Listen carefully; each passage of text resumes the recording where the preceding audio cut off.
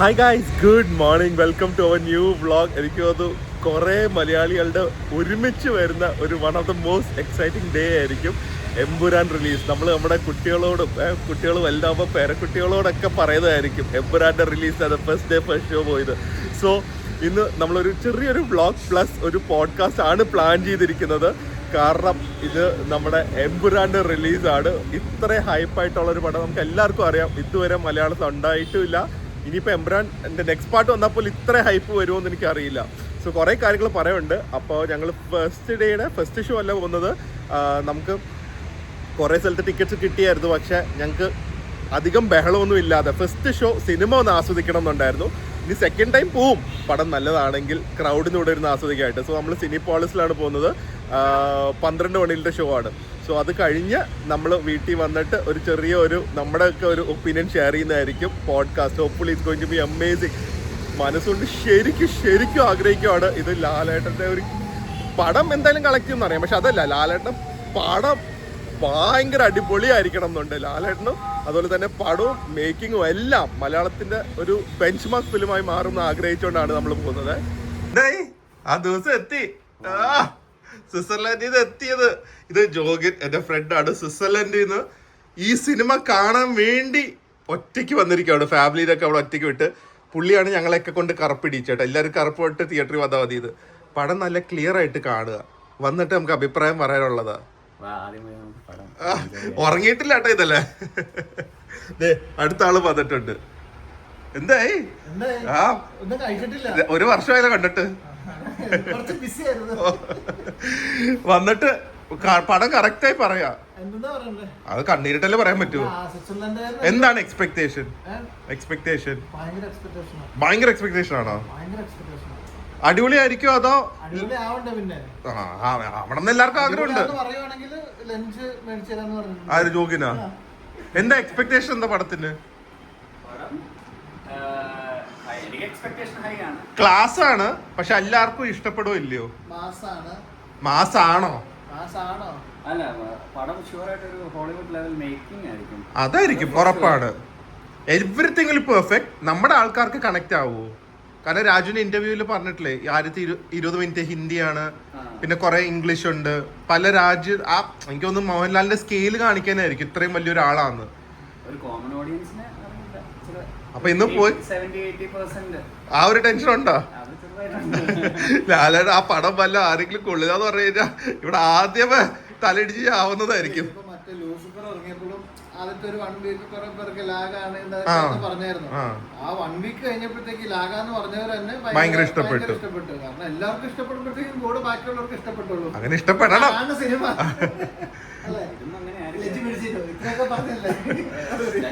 ബാക്കിയൊക്കെ നമുക്ക് അവിടെ പോയിട്ട് വന്നിട്ട് മനസ്സിലേക്ക് കാണുമല്ലേ എമ്പുരാനാന്ന്.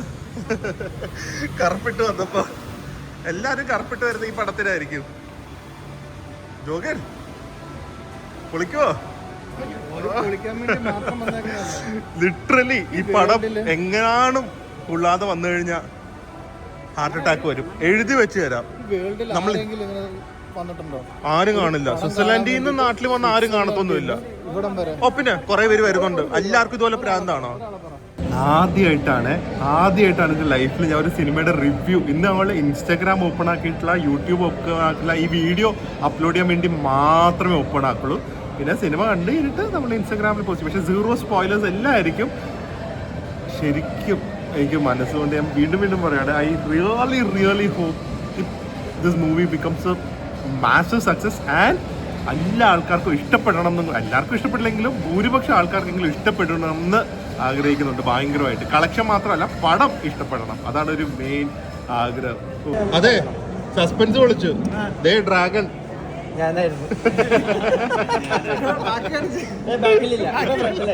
ഫ്രണ്ടിലേക്ക് ആക്കി.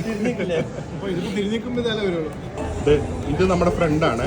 മമ്മൂട്ടി ഫാൻ ആയതുകൊണ്ട് ബ്ലാക്ക് ഇട്ടില്ല. വളരെ മോശം. മമ്മൂട്ടി ഫാൻ ആയതായിരുന്നു. മോശം അല്ലേ? മമ്മൂട്ടി ഫാൻ. ഇതൊരു കേരളത്തിന്റെ പടമല്ലേ? ഒരു സ്റ്റേജ് ഷോയില് ബാക്കി എല്ലാരും ബ്ലാക്ക് ഇട്ടില്ലേ, മോഹൻലാലും പൃഥ്വിരാജൊക്കെ. മമ്മൂട്ടി വന്നപ്പോ വൈറ്റ് അതുപോലെ ചെയ്തിരിക്കും. പക്ഷെ തിയേറ്റർ നോക്ക്, മൊത്തം ആൾക്കാർ ബ്ലാക്ക്, ഇൻക്ലൂഡിങ് കിഡ്സ്. ഇതാണ് ലാലേട്ടൻ തരംഗം എന്ന് പറയുന്നത്. നമ്മളെ ലാലേട്ടന് നമുക്ക് എല്ലാവരുടെയും ക്യാരമൽ മേടിക്കണ്ടിരുന്നേ. ആൾക്ക് പറ്റില്ല മധുരം, ഷുഗർ പറ്റില്ല. ഭാര്യ പ്രസവിച്ചതിന് ശേഷം ലൈഫിൽ one of the most important മൂവ്മെന്റ്സിലേക്ക് കയറുവാണ്. കേറിക്കോ. ഞാനോർത്ത് എന്താ ഉദ്ദേശം, ഇത് വായ വെക്കാൻ പോലും പറ്റില്ല. കേറിക്കോ. എന്തായി ഇന്റർവ്യൂല് വരെ? ഇല്ല, ബാക്കി നമുക്ക് വീട്ടിൽ പോയിട്ട് പറയാം. ഹായ് ഗായ്സ്, സോ നമ്മള് സിനിമയൊക്കെ കഴിഞ്ഞ് ഭയങ്കര ആദ്യം തന്നെ പറയട്ടെ, ഞങ്ങളിപ്പോൾ കണ്ടാലേ അറിയാം, ഫുൾ ഞങ്ങൾ അത്രയും ഹൈപ്ഡ് ആയിട്ട്, അത്രയും എക്സൈറ്റഡ് ആയിട്ട്, അത്രയും ആന്റിസിപ്പേറ്റഡ് ആയിട്ട് ഫുൾ ബ്ലാക്കും ബ്രേസ്ലെറ്റ് വരെ ബ്ലാക്ക്, ഷൂസ്, കാലയുടെ സോക്സ് എല്ലാം ബ്ലാക്ക് ആയിരുന്നു. നോക്കി ജാക്കറ്റാന്ന് ആലോചിക്കണം. സോ അത്രയും ആന്റിസിപ്പേറ്റ് ചെയ്ത് അത്രയും എക്സ്പെക്ടേഷനിലൂടെ പോയ ഒരു പടമാണ് അത്. ഫുൾ കേരളം അങ്ങനെ തന്നെ ആയിരിക്കും തോന്നുന്നു, ഹൈ എക്സ്പെക്ടേഷൻ ആയിരിക്കും. അതിനുവേണ്ടി നമ്മുടെ കൂടെ ഒരു ഫ്രണ്ട് വന്നായിരുന്നു. പുള്ളിക്കാരൻ ഇപ്പം മൈഗ്രെയിൻ വന്ന് കിടക്കുവാണ്, പടം കണ്ടുകൊണ്ടല്ല കേട്ടാ, മൈഗ്രെയിൻ ആയിട്ട് കിടക്കുവാണ്. ആ പുള്ളി ലിറ്ററലി ജോക്കിംഗ് അല്ല, സ്വിറ്റ്സർലൻഡിൽ നിന്ന് ഇവിടെ ടിക്കറ്റ് എടുത്ത് വന്നത് ഈ പടം ഫസ്റ്റ് ഡേ തന്നെ നമ്മുടെ മലയാളികളുടെ കൂടെ ഇരുന്ന് കാണാൻ വേണ്ടിയാണ്. സോ അപ്പൊ പുള്ളി ഇപ്പൊ കിടപ്പുവാണ്. റീസൺ ഉണ്ട്. ഇന്നാണ് ഷോ. ഇന്നലെ ഇന്ന് വെളുപ്പിന് 3:30 പുള്ളിക്ക് ഉറങ്ങാൻ പറ്റും, എക്സൈറ്റ്മെന്റ് കാരണം. ഓക്കെ, സോ ഇനി നമുക്ക് പടത്തെ കുറിച്ച് പറയാം. ഫസ്റ്റ് ഓഫ് ഓൾ ഞാൻ പറയട്ടെ, ജെഫ്രിന് ഒരുവിധം ഏത് പടം ഇറങ്ങിയാലും ഇഷ്ടപ്പെടുന്ന ഒരാളാണ്. ഞാൻ ഒരുവിധം പടങ്ങളൊക്കെ ഇഷ്ടപ്പെടുന്ന ആളാണ്. പിന്നെ അന്തു എന്ന് പറയുന്നത് ഭയങ്കര സെലക്റ്റീവായിട്ട് 80% ഇഷ്ടപ്പെടില്ല, 20% ഇഷ്ടപ്പെട്ട് കഴിഞ്ഞാൽ അത് പിന്നെ കേരളത്തിൽ ഹിറ്റാക്കി തന്നെ പറഞ്ഞ് ഹിറ്റാക്കിക്കോളും, അങ്ങനത്തെ ആളാണ്. സോ എമ്പുരാനെ കുറിച്ചുള്ള ഫസ്റ്റ് നമ്മൾ സ്പോയിലേഴ്സ് ഓബിയസ്ലി ഒന്നും പറയില്ല. സോ ഞങ്ങളുടെ ഒപ്പീനിയൻ ആണ്, നമ്മൾ സിനിമ നിരീക്ഷകരോ അല്ലെങ്കിൽ ക്രിട്ടിക്സ് ഒന്നും അല്ല, സാധാരണക്കാരൊരു നല്ല മലയാളം പടം കാണാനും ലാലേട്ടന്റെ കംബാക്കും എന്നൊക്കെ ഉള്ള രീതിയിലൊരു എക്സ്പെക്ടേഷനിൽ പോയ ആൾക്കാരാണ് നമ്മൾ. മാത്രമല്ല ഇങ്ങനത്തെ ഒരു പടം ഇതിനു മുമ്പ് ഇറങ്ങിയിട്ടില്ലല്ലോ, ഇത്ര ഹൈപ്പും എസ്പെഷ്യലി. അത് ടിക്കറ്റ് ഒക്കെ പറയണ്ട. അപ്പൊ സിനിപോളിസിലാണ് കണ്ടത്. ആദ്യം വേണം സിനിപോളിസിന്റെ കാര്യം പറയാം. ഞങ്ങൾ VIP പോയി കണ്ടപ്പോ ഫസ്റ്റ് ഹാഫ് കഴിഞ്ഞപ്പോഴേക്കും നമ്മുടെ ഫ്രണ്ട് അന്തുന്റെ കയ്യില് ഫോട്ടോ ഇടാം, ഇവിടെ മൂട്ട അടിച്ചിരിക്കുന്നു VIP. അപ്പോൾ അത്രയും ഹൈജീനോടെ സൂക്ഷിക്കുന്ന ഒരു തിയേറ്ററാണ് സിനിപോളിസിന്റെ VIP. ആൻഡ് ഫ്രീ ആയിട്ട് മൂട്ടടി കിട്ടുന്ന ഒരു സ്ഥലമാണ്. സോ അത് പറഞ്ഞുകൊണ്ട് നമുക്ക് നമ്മൾ പറഞ്ഞു കഴിഞ്ഞാൽ അവർ മറ്റേ കയ്യിലിടുന്ന സാനിറ്റൈസർ കൊണ്ടുവന്ന് സ്പ്രേ അടിക്കും കേട്ടോ, ഐസൊക്കെ കൊടുത്തായിരുന്നു. അത് ആറാനായിട്ട്. ഓക്കെ, അപ്പൊ അതാണ് സിനിപോളിസിന്റെ സ്ഥിതി. പറ എമ്പുരാനെ കുറിച്ച്. ഞാൻ പറയാം. ഓക്കെ, എനിക്ക് പറയാം. ഞാൻ ആക്ച്വലി എനിക്കൊരു മോഹൻലാൽ ഫാനായിട്ടാണ് ഞാൻ ഈ സിനിമയെ അപ്രോച്ച് ചെയ്തത്. എന്ന് പറഞ്ഞാൽ മോഹൻലാലിന്റെ ഒരു ഷോ പീസ് അങ്ങനെയായിരുന്നു ഞാൻ ഈ പടം കണ്ടിരുന്നത്. പക്ഷെ ഓബിയസ്ലി ലൂസിഫറിൽ അങ്ങനെയല്ല, ഇതും അങ്ങനെ അല്ല എന്ന് പറഞ്ഞിട്ടുണ്ടെങ്കിലും നമ്മൾ ആ ഒരു മൈൻഡ് സെറ്റിലായിരിക്കും. പക്ഷെ ഇതില് മോഹൻലാൽ ഷോയെ എനിക്ക് പേഴ്സണലി തോന്നിയിട്ടില്ല. ആദ്യം ഞാൻ കുറച്ച് പോസിറ്റീവായിട്ട് പറയാം. മേക്കിംഗ്, നമുക്ക് ആ പൈസ ഇവർ പറയില്ലേ ബഡ്ജറ്റ് ആണ്, അത് നമുക്ക് കുറെ മലയാളം പടങ്ങളിൽ അത് തള്ളാൻ തോന്നാറുണ്ട്. ശരിക്കും ആക്ച്വലി ഇവര് ബഡ്ജറ്റ് പറഞ്ഞിട്ടില്ല. പക്ഷേ ഗോകുലം ഗോപാൽ എന്തോ 200 കോടി എന്നൊക്കെ പറഞ്ഞില്ലേ ലാസ്റ്റ് എന്തോ ഒരു ഇന്റർവ്യൂല് പറഞ്ഞോളൂ, അല്ലാണ്ട് അതിന് മുമ്പ് ബഡ്ജറ്റ് ഒന്നും പറഞ്ഞില്ല. ഓക്കെ, പക്ഷെ ഇപ്പൊ ഏത് പടങ്ങളാണെങ്കിലും ഈ ബഡ്ജറ്റ് ആകുമ്പോൾ നമ്മൾ വിചാരിക്കില്ലേ ഇത്ര സ്പെൻഡ് ആയോ അതോ തള്ളാണോ, ഇതിലത് തോന്നില്ല. പടത്തിൽ കാണുമ്പോൾ നല്ല കറക്റ്റ് ആണ്. ഹോളിവുഡ്, ഇപ്പം ബോളിവുഡ് പോലും അല്ല, ഹോളിവുഡ് സ്റ്റാൻഡേർഡ് ഓഫ് മേക്കിംഗ് ആണ് ഈ പടം ചെയ്തു വെച്ചിരിക്കുന്നത്. അതിൽ കുറേ ഡീറ്റെയിലിംഗ് ഉണ്ട്. ലൈക്ക് ഫോർ എക്സാമ്പിൾ ഒരു ബോംബ് ബ്ലാസ്റ്റിൽ ഒരു സോൾജർ, ആ ട്രെയിലറിലുണ്ട്, ഒരു സോൾജർ ഇങ്ങനെ തെറിച്ചു പോകുമ്പോൾ മേത്ത് ഇങ്ങനെ പാറക്കല്ല് വീഴുന്നതും, അല്ലാതെ ഈവൻ ഈ ഫിംഗർ പ്രിന്റ്, ഈ ടെക്നോളജിക്കൽ സംഭവങ്ങൾ സാധാരണ മലയാളത്തിൽ ചെയ്യുമ്പോൾ ഭയങ്കര കോമാളി, നമ്മുടെ ചൈന കിട്ടുന്ന ടോയ്സ് പോലെ ആയിരിക്കും. ഇത് ശരിക്കും നമുക്ക് ആ ഒരു ജെയിംസ് ബോണ്ട് അല്ലെങ്കിൽ അതെ എല്ലാത്തിലും ഡീറ്റെയിലിംഗ് ഭയങ്കരമായിട്ട് പൃഥ്വിരാജ് നോക്കിയിട്ടുണ്ട്. So that is amazing detailing. പിന്നെ മ്യൂസിക്, പാട്ടുകളൊന്നും നമ്മുടെ മനസ്സിലിരിക്കില്ല ഈ പടം കഴിഞ്ഞ് കഴിഞ്ഞാൽ. പക്ഷെ സിനിമ കാണുമ്പോൾ നമുക്ക് ഓവറോൾ ആ ബാക്ക്ഗ്രൗണ്ട് സ്കോറും ഇഫക്ട്സും ആ ഒരു രോമാഞ്ചത്തിന്റെ മൂവ്മെന്റ്സിനൊക്കെ അവർ എലിവേറ്റ് ചെയ്തിട്ടുണ്ട് മ്യൂസിക് വെച്ച്. കൂട്ടിയിട്ട് നല്ലൊരു തീമുണ്ട്. പിന്നെ എമ്പുരാൻ എന്നുള്ള പാട്ട്, ആ ഒരു പാട്ടായിട്ട് അല്ലെങ്കിൽ ആ ഒരു ബാക്ക്ഗ്രൗണ്ട് സ്കോറൊക്കെ ഭയങ്കര ഫീൽ ആയിട്ടുണ്ട്. അതും ഭയങ്കര അടിപൊളിയായിട്ടുണ്ട്. മേക്കിങ്ങും ഇതും. പിന്നെ എല്ലാവരും നന്നായിട്ട് അഭിനയിച്ചിട്ടുണ്ട്. അത് പറയാൻ എല്ലാരും കേട്ടോ ഭയങ്കര നന്നായി അഭിനയിച്ചിട്ടുണ്ട്. ടൊവിനോ, മഞ്ജു വാര്യറിന്റെ ആണ് എനിക്ക് ഏറ്റവും ആക്ച്വലി ഒരു സംഭവമായിട്ട് തോന്നി. ഈ പടത്തിന്റെ ഷോ സ്റ്റീലർ മഞ്ജു വാര്യറായിട്ടാണ് എനിക്ക് തോന്നിയത്. ടൊവിനോക്ക് കുറെ റോളുണ്ട്, അത് നല്ല ലെവലിൽ അഭിനയിച്ചിട്ടുണ്ട്. സുരാജ്, ബൈജു സൂപ്പർ ആയിട്ടുണ്ട്. ചെറിയ സംഭവമാണെങ്കിലും ബൈജു പിന്നെ ഇന്ദ്രജിത്ത് നന്നായി കുറെ റോളുണ്ട്. ഇപ്രാവശ്യം കൂടുതൽ റോളുണ്ട്, ഇന്ദ്രേട്ടന് കൂടുതൽ റോളുണ്ട്. പിന്നെ obviously Mohanlal and Raju performance wise ആരുടെയും ഒന്നും നമുക്ക് പറയാനില്ല. പക്ഷെ ഇതിൽ എനിക്കൊരു മെയിൻ പ്രശ്നമായിട്ട് എനിക്ക് ഫസ്റ്റ് തോന്നിയത്, അത് അവര് രാജുവിന്റെ ഇന്റർവ്യൂ പറഞ്ഞായിരുന്നു, ഈ ഫസ്റ്റ് 20 minutes ഹിന്ദിയും അത് കഴിഞ്ഞ് പിന്നെ കുറെ ഇന്റർനാഷണൽ സംഭവങ്ങളൊക്കെ പറഞ്ഞു. ഇതില് അങ്ങനെ നമുക്ക് എടുക്കാൻ പറ്റുള്ളൂ. കാരണം ഇതില് ആ ഒരു എബ്രാം ഖുറേഷി എന്ന് പറഞ്ഞ ആളുടെ ലോകം എസ്റ്റാബ്ലിഷ് ആണ്. സോ അയാൾ എന്തുകൊണ്ട് ഇത്രയും ഹ്യൂജ് ആണ്, അല്ലെങ്കിൽ അയാളുടെ പവർ എന്താണ്, അയാളുടെ സ്കെയിൽ എന്താണ്, ഈ കൊച്ചു കേരളം ഒന്നും ആൾക്ക് ഒന്നും അല്ല എന്നുള്ള ഒരു രീതിയിൽ എസ്റ്റാബ്ലിഷ് ഉണ്ടെങ്കിൽ അവർക്ക് അത് കാണിച്ചേ പറ്റൂ. സോ ആക്ച്വലി വളരെ പിന്നെ അതിൻ്റെ ഇടയ്ക്ക് കേരള പൊളിറ്റിക്സും അതും ഇതൊക്കെ വരുന്നുണ്ട്, Prithviraj background. So actually overall ഒരു വളരെ കോംപ്ലിക്കേറ്റഡ് സാധനം നമുക്ക് അവരെ കൊണ്ട് പറ്റുന്ന രീതിയിൽ നമ്മളെ മനസ്സിലാക്കിക്കാനുള്ള രീതിയിൽ ഏറ്റവും സിമ്പിൾ ആയിട്ട് എടുത്തിട്ടുണ്ട് കമ്പയർഡ് ടു ശരിക്കും എത്ര കോംപ്ലിക്കേറ്റഡ് ആണ് ആ സ്റ്റോറി എന്നുള്ളത്. സോ അങ്ങനെ ഭയങ്കരമായിട്ട് നമുക്ക് രാഷ്ട്രീയം അല്ലെങ്കിൽ അതൊന്നും അറിയാത്തവരാണെങ്കിലോ അല്ലെങ്കിൽ അങ്ങനത്തെ കോംപ്ലിക്കേഷൻ ഇഷ്ടം അല്ലെങ്കിൽ പോലും സംഭവം മനസ്സിലാവും. ഇതിപ്പം ഹിന്ദി ആണെങ്കിൽ പോലും നമുക്ക് മനസ്സിലാവും, കാരണം അവരങ്ങനെ ഹിന്ദി സംസാരിക്കുന്ന സെറ്റപ്പ് ഒന്നും അല്ല, കൂടുതൽ ആക്ഷൻ ആണത്. അപ്പൊ നമുക്ക് മനസ്സിലാവും അത്. പക്ഷെ എനിക്ക് പേഴ്സണലി ഇതിന്റെ ഒരു എനിക്കിത് എന്താ തോന്നിയെന്ന് വെച്ച് കഴിഞ്ഞാൽ ഇത് കൂടുതൽ പൃഥ്വിരാജിന്റെ ക്യാരക്ടറിന്റെ സയ്യിദ് മസൂദിന്റെ സ്റ്റോറി ആയിട്ടാണ് എനിക്ക് പേഴ്സണലി തോന്നിയത്. ആദ്യം എനിക്ക് അങ്ങനെ തോന്നില്ല, ഇതിൽ പറഞ്ഞു കഴിഞ്ഞപ്പോഴത്തേക്കും കറക്റ്റാ അങ്ങനെ തോന്നിയത്. നമുക്ക് കാണേണ്ടത് എബ്രാം ഖുറേഷിയുടെ കഥയാണ്, ലൈഫാണ് കാണേണ്ടത്, അല്ലെങ്കിൽ പുള്ളിയുടെ ഇതാണ്. എല്ലായിടത്തും പുള്ളിയുടെ പ്രസൻസ് ഉണ്ടെങ്കിലും actually first 20 minutes Abraham Qureshi അവിടെ ഒട്ടും ഇമ്പോർട്ടന്റ് അല്ല. 50 minutes മോഹൻലാലിനെ കാണിക്കുന്നില്ല ആദ്യത്തെ അല്ലേ, 45 minutes മോഹൻലാലില്ല. അത് മാത്രമല്ല ഈ ആദ്യത്തെ ഈ ഹിന്ദി ഭാഗം കാണിക്കുന്നിടത്തും എനിക്ക് മോഹൻലാലിന്റെ നമുക്ക് ലൂസിഫറിലെ ത്രൂ ഔട്ട് മോഹൻലാലിന്റെ ഒരു പ്രസൻസ് ഫീൽ ചെയ്യും. ഇതിൽ അതും ഫീൽ ചെയ്യുന്നില്ല. അത് തന്നെ ആദ്യത്തെ ഒരു ഹിന്ദി ആ ഒരു സെറ്റപ്പിന് ഒരു 20 minutes ഉണ്ട്. അത് കഴിഞ്ഞിട്ട് പിന്നെ വന്ന് മറ്റേ രാഷ്ട്രീയം ഇപ്പൊ നടക്കുന്ന കാര്യങ്ങളൊക്കെ രാഷ്ട്രീയത്തിൽ പിന്നെയും നമുക്ക് തോന്നില്ല, ഇടയ്ക്ക് സ്റ്റീഫൻ എന്ന് പറയുന്നുണ്ട്, പക്ഷെ മോഹൻലാലില്ല, സ്ക്രീനില്ല. പക്ഷെ ദാറ്റ്സ് ഓക്കെ, ഈ പടത്തിൽ നമ്മൾ അങ്ങനെ എക്സ്പെക്ട് ചെയ്യുന്നത്. ആൻഡ് എനിക്കിത് ആ ഒരു ഭയങ്കരമായിട്ട് സയ്യിദ് മസൂദിന്റെ സ്റ്റോറി ആയിട്ടാണ് തോന്നിയത്. ആൻഡ് അതെനിക്ക് അത്രയും ഒരു സബ്സ്റ്റൻസും തോന്നിയില്ല, ഒരു ഇന്റൻസിറ്റി അല്ലെങ്കിൽ അതായിട്ട് ഒരു അറ്റാച്ച്മെന്റ്. നമുക്ക് സാധാരണ ഒരു ക്യാരക്ടറിനോട് ഇത്രയും സ്നേഹം അറ്റാച്ച്മെന്റ് തോന്നുമ്പോഴേ ആ ഇമ്പാക്ട് നമുക്ക് തോന്നുള്ളൂ.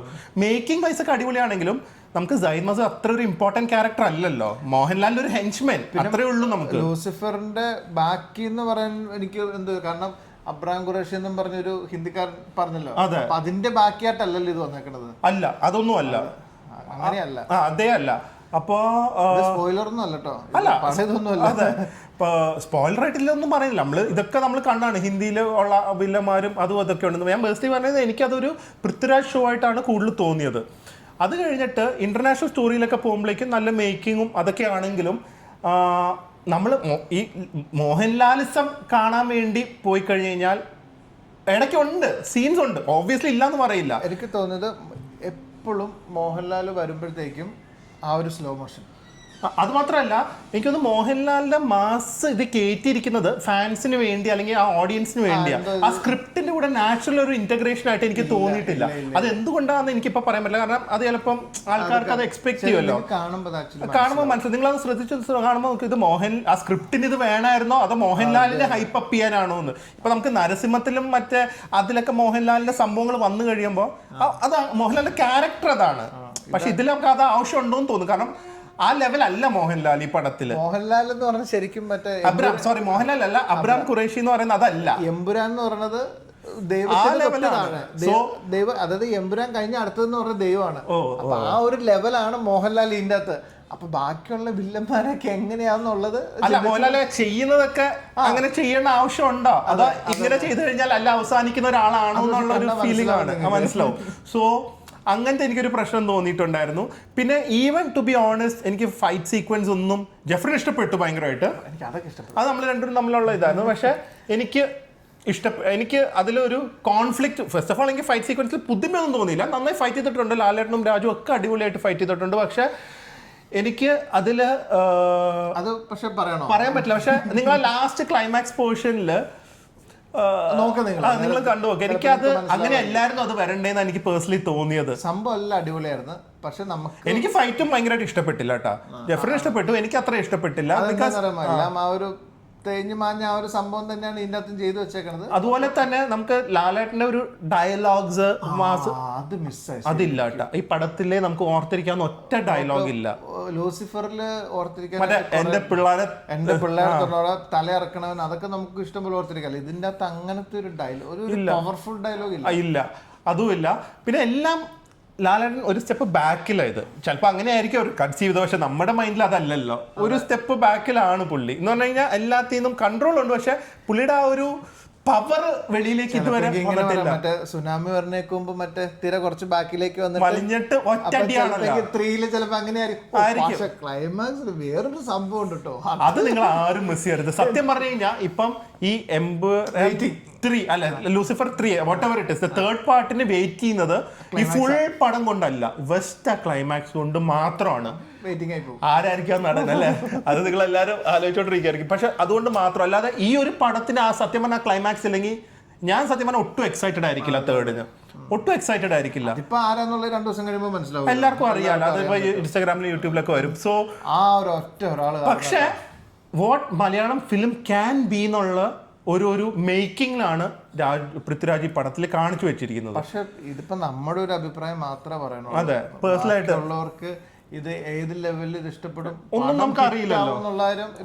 എന്റെ ഒരു ഞാനൊരു സാധാരണ ആളാണ്. അപ്പൊ ഞാൻ അങ്ങനത്തെ രീതിയിലേ കാണുള്ളൂ. ഇതിപ്പോ ഇത് അഭിപ്രായം പറയണത് ഡീറ്റെയിലിംഗ് ആയിട്ട് പറയണത് ദിലുവിന്റെ കൂടെ ഇരിക്കണോണ്ടാണ്. എനിക്ക് പടം ഇഷ്ടപ്പെട്ടു, നല്ല സൂപ്പർ പടം. അങ്ങനെ ഇരുന്ന് കണ്ടുപോകും നമ്മള്. അങ്ങനെയാണ് പടം. അതായത് സാധാരണ ഒരാൾ ഇരുന്ന് കണ്ടു കഴിഞ്ഞിട്ടുണ്ടെങ്കിൽ അങ്ങനെ ഇരുന്ന് പടം കണ്ടുപോകും. ബാക്കിയുള്ളവർ അതെങ്ങനെ എടുക്കും എന്നുള്ളത് മാത്രമേ. എനിക്ക് ഇഷ്ടപ്പെട്ടു. എനിക്ക് പേഴ്സണലി തോന്നില്ല ഈ ഒരു മോഹൻലാൽ പടം എക്സ്പെക്ട് ചെയ്ത് പോകുന്നവർക്ക് ഈ പടം അത്രയധികം എൻജോയ് ചെയ്യാൻ പറ്റില്ല. കമ്പയർ ചെയ്ത് കഴിഞ്ഞാൽ ചിലപ്പോൾ എനിക്ക് പറ്റില്ല എന്ന് എനിക്ക് തോന്നുന്നത്. പക്ഷെ ഞാൻ പറഞ്ഞ എല്ലാവരുടെയും പേഴ്സണൽ ചോയ്സ് ആണ്. പക്ഷെ ഞാൻ പറഞ്ഞ പോലെ ഐ ഹോപ്പ് ദിസ് പടം ഈ cinema gets accepted so that അവർക്ക് ലൂസിഫർ അല്ലെങ്കിൽ അടുത്ത ഭാഗം ഇന്നും കാട്ടി ഗ്രാൻഡ് ഉണ്ടാക്കി മലയാളം സിനിമ ഇത് തന്നെ ഇപ്പൊ ഒരു ബെഞ്ച് മാർക്കാണ് മേക്കിംഗില്. ഭയങ്കര ബെഞ്ച് മാർക്കാണ്. ഇത് പൃഥ്വിരാജ് ഷോ ആണ്. അത് ഡയറക്ഷനിലാണ് ഫസ്റ്റ് ആയിട്ട് എടുത്തിരിക്കുന്നത്. ഒന്ന് ആലോചിക്കും, മൂന്നാമത്തെ പടം ഈ ഒരു ലെവലിലൊക്കെ മേക്കിങ്ങും ബാക്കിയുള്ള കൊണ്ടുവരാന്ന് വെച്ചാൽ എങ്ങനെ സമ്മതിക്കണം. ഒരു 5-6 പടം കഴിയുമ്പോഴത്തേക്കും ലെവൽ ഓരോ ഫ്രെയിമിലും നമുക്ക് ആ ഒരു പുള്ളി എന്താണെന്നറിയോ, എനിക്ക് ഓഡിയൻസിനെ ഭയങ്കരമായിട്ട് റെസ്പെക്ട് ചെയ്തിട്ടുണ്ട് ഈ പടം. നല്ല സ്ക്രിപ്റ്റ് ഉണ്ടല്ലോ, നല്ല സ്ക്രിപ്റ്റ് പുള്ളിക്ക് കിട്ടുവാണെങ്കിലുണ്ടല്ലോ ഭയങ്കര ലെവലാക്കി കൊടുക്കുക പടം. ഇത് പുള്ളി നമ്മളെ എന്ന് പറഞ്ഞാൽ ഓഡിയൻസിനെ റെസ്പെക്ട് ചെയ്ത് ഓരോ ഷോട്ടും ഓരോ സീനിലും എന്തെങ്കിലും ഒരു പുതുമ, ഒന്നില്ലെങ്കിൽ ഒരു സ്റ്റഡി ക്യാം അല്ലെങ്കിൽ ഒരു അടി എന്നുള്ള ഒരു ഷോട്ട് അല്ലെങ്കിൽ അതിനുള്ള ഡീറ്റെയിലിംഗ്, എന്തെങ്കിലും ഒരു പുതുമ പുള്ളി അത്രയും വർക്ക് ചെയ്തിട്ടുണ്ട്. അപ്പോൾ ഒൺലി തിങ് ഇസ് ഇത് എത്ര ആൾക്കാർക്ക് ഈ ഒരു സ്റ്റോറി ടെല്ലിംഗ്, ഈ ഒരു സ്റ്റോറി ഇഷ്ടപ്പെടും എന്നറിയില്ല. അത് മാത്രമേ ഉള്ളൂ ഇത്. സോ ഇത് അതെ, എല്ലാം അടിപൊളിയാണ്. എന്തായാലും നിങ്ങൾ കണ്ടിട്ടുണ്ടെങ്കിൽ നിങ്ങളുടെ അഭിപ്രായം കമന്റ് ചെയ്യുക. ആൻഡ് ഞാൻ എൻ്റെ ഒരു ഫൈനൽ ഒപ്പീനിയൻ പറയുകയാണെങ്കിൽ ഞാൻ ഡിസപ്പോയിൻറ്റഡ് ആണ്. ഞാൻ ഭയങ്കരമായിട്ട് ആഗ്രഹിച്ചതാണ്. ഞാൻ ഒരു പടത്തിനെ കുറിച്ച് അങ്ങനെ ആഗ്രഹിക്കാറൊന്നുമില്ല, അയ്യോ ഇതൊന്ന് ഹിറ്റ് ആവണേ എന്ന്. പക്ഷേ എനിക്ക് ലാലേട്ടൻ്റെ ഇപ്പോഴത്തെ ഇന്റർവ്യൂ ഒക്കെ കണ്ടപ്പോൾ അദ്ദേഹത്തിന്റെ ഒരു 30 years ബാക്ക് ഉള്ള ഒരു ചാം ഉണ്ടല്ലോ, ഇപ്പൊ ഒരു മനസ്സിനുള്ളിൽ ചിരിക്കുന്നതും കളിയും തമാശ. I feel like Lalettan is like A very new person, ഒരു റീബോൺ ലാലേട്ടനായിട്ടാണ് തോന്നുന്നത്. പുള്ളിനോട് ഒരു സ്നേഹം തോന്നി പണ്ടേ ഉണ്ടെങ്കിലും ഈ ഒരു സന്തോഷം, ആ ഒരു ചാമും മെലിഞ്ഞതും പിന്നെ പുള്ളി മേ ബി ഫിറ്റ് ആയതുകൊണ്ടുള്ള ഒരു റിഫ്ലക്ഷൻ ആയിരിക്കും. നമ്മള് ഫിറ്റ് ബോഡി ആവുമ്പോൾ നല്ല ഫിറ്റ് ബോഡി ഒക്കെ ഉണ്ട്. അതൊക്കെ എല്ലാവരും പക്കയാണ് ഈ പടത്തില്.